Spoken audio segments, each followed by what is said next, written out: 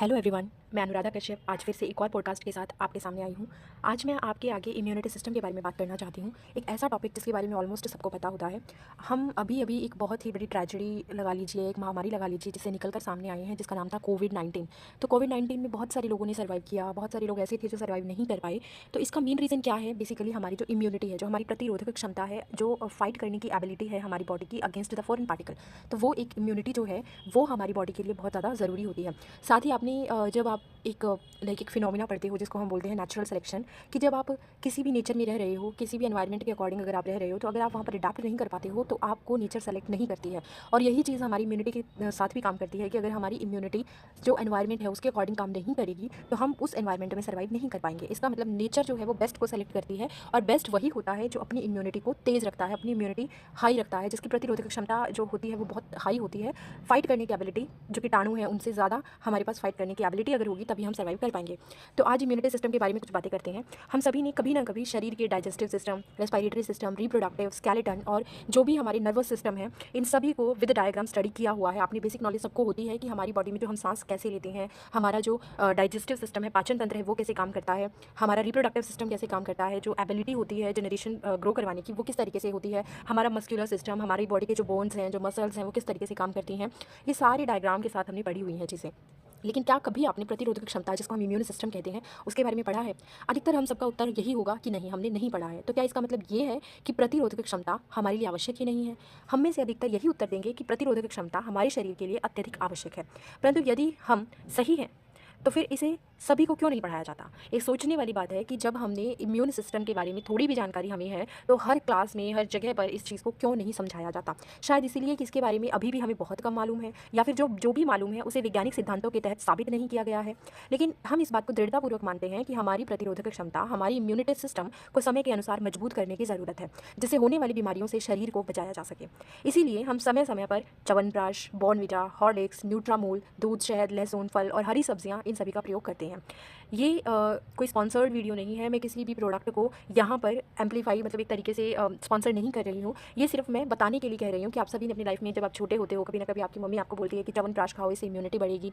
आपको हॉर्लिक्स पिलाया जाता है ताकि आपकी ग्रोथ हो सके, साथ ही आपके अंदर फाइट करने की एबिलिटी आ सके। तो वो सारी चीज़ें ऑलरेडी आपको पता है। तो मैं सिर्फ एक एग्जाम्पल देके बता रही हूँ कि ये सब चीज़ें हम यूज़ करते रहते हैं अपने नॉर्मल टाइम पे, नॉर्मल दिनचर्या में। हम में से कुछ ऐसे लोग भी होंगे जो आर्थिक रूप से घर में सभी को उपरोक्त वस्तुएं खिलाने का सामर्थ्य नहीं रखते होंगे। जैसे सबके पास च्यवनप्राश की, ऐसा नहीं है कि हर कोई च्यवनप्राश को अफोर्ड कर सके, इतना महंगा नहीं है। बट हम एक ऐसी कंट्री में रहते हैं इन इंडिया, जहाँ पर कहीं ना कहीं बहुत सारे डिफरेंट जो लेवल हैं वो आपको लोगों के मिल जाएंगे। तो अपनी अकॉर्डिंग, अपनी जो इकोनॉमिकल सिचुएशन है, लोग उसके अकॉर्डिंग, बहुत सारे लोग ऐसे हैं जो ये सब चीज़ें अफोर्ड नहीं कर पाते हैं, लेकिन फिर भी वो अपने बच्चों के लिए किसी भी तरह से इन सब चीज़ों को देने की कोशिश करते हैं। वो चाहते हैं कि उनके बच्चों को ये सब मिले। हमारी प्रतिरोधक क्षमता शरीर में आत्मा की तरह होती है।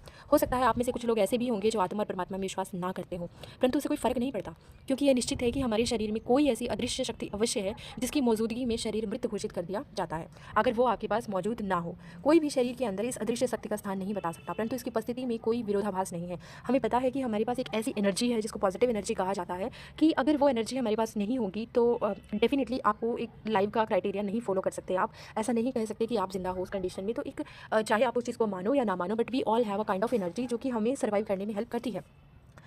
तो इस चीज़ को आप एक विरोधाभास की तरह नहीं ले सकते। अधिकांश हमारा मानना यही होता है कि ये जो अदृश्य शक्ति है, ये हर एक कोशिका के अंदर मौजूद होती है। कोशिका मतलब जो हमारी बॉडी की जो सेल्स हैं, उन सब के अंदर ये मौजूद है, और उसका मुख्य कार्य जो होता है वो हमारी कोशिकाओं को बाहर से, और जो आंतरिक है, जो कोशिका के अंदर है, उनके अंदर जो अपोजिट चीज़ें हैं, जो फॉरेन पार्टिकल्स हैं, उनसे बचाना इसका काम होता है।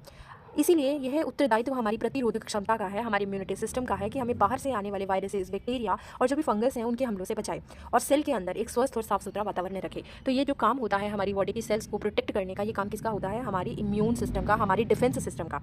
इससे ये स्पष्ट होता है कि इम्यूनिटी सिस्टम का एक प्रमुख कार्य सेल को फ्री रेडिकल से बचाना भी है। अब ये जो फ्री रेडिकल है, ये हमारी बॉडी में टॉक्सिन की तरह काम करते हैं, और ये कंटिन्यू बनते रहते हैं, और इनको बॉडी से रिमूव करना ज़रूरी होता है। इसीलिए जो हमारी इम्यून सिस्टम होता है, उसका मेन काम फ्री रेडिकल से हमारी सेल को बचाना भी होता है। हमारी प्रतिरोधक क्षमता इस कार्य को अच्छी तरह सिर्फ तभी निभा सकती है जब तक यह उसकी क्षमता के अनुरूप है, क्योंकि फ्री रेडिकल के बढ़ने से इम्यूनिटी सिस्टम पर भार बढ़ जाता है। अगर आपकी सेल्स के अंदर कोई भी टॉक्सिक मटेरियल ज़्यादा हो गया है, तो उसकी वजह से इम्यून सिस्टम को बहुत ज़्यादा फाइट करना पड़ेगा, और उस वजह से इम्यून सिस्टम के ऊपर भार बढ़ जाता है। उदाहरण के तौर पर यह मान लीजिए कि ऑटो के भार ढोने की क्षमता 1 टन है, परंतु यदि हम उस पर ज़्यादा पहाड़ होते हैं तो ऑटो जल्दी ही ख़राब होने लगता है और समय के पहले ही समाप्त हो जाता है। इसी प्रकार फ्री रेडिकल के बढ़ने से हमारे शरीर की प्रतिरोधक क्षमता इस पर भी बाहर पड़ता है और वह समय से पहले ही कमज़ोर हो जाती है। एक और उदाहरण के जरिए बताते हैं कि प्रतिरोधक क्षमता को समझाने के लिए हम एक उदाहरण ले रहे हैं। मान लीजिए कि ठंड की एक शाम में आप फायर प्लेस के सामने बैठकर कॉफ़ी का आनंद उठा रहे हैं। अचानक एक चिंगारी निकलती है और आपके कालीन पर गिर जाती है। खैर कोई बात नहीं, क्योंकि इससे कोई फ़र्क नहीं पड़ता, परंतु यदि चिंगारियाँ बढ़ जाती हैं तो आप चिंतित अवश्य हो जाएंगे।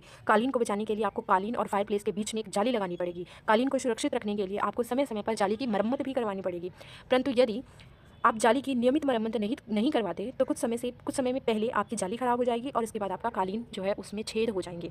इस उदाहरण में फायर प्लेस के बदले अगर आप सेल के अंदर की माइटोकॉन्ड्रिया एक ऐसी ऑर्गेनली जो आपकी बॉडी में एनर्जी पैदा करती रहती है, और साथ में आप जाली के बदले प्रतिरोधक क्षमता इम्यूनिटी सिस्टम को, और चिंगारियों के बदले फ्री रेडिकल को, और कालीन के बदले अपने शरीर को रखें, तो आप देखेंगे कि हमारे शरीर में भी इसी प्रकार की प्रक्रिया लगातार हो रही है। और जो फ्री रेडिकल हैं वो बढ़ने से पहले ही हमारी प्रतिरोधक क्षमता समाप्त होने लग जाती है और फिर होता है सेल का डीजेनरेशन। सेल जो है हमारी वो ख़त्म होने लगती हैं, हमारी कोशिकाएं मरने लगती हैं। जिस अंग में लगातार सेल का डीजेनरेशन चल रहा होता है वह अंग समय के साथ खराब हो जाता है और काम करना बंद कर देता है, जिसका कोई इलाज नहीं है।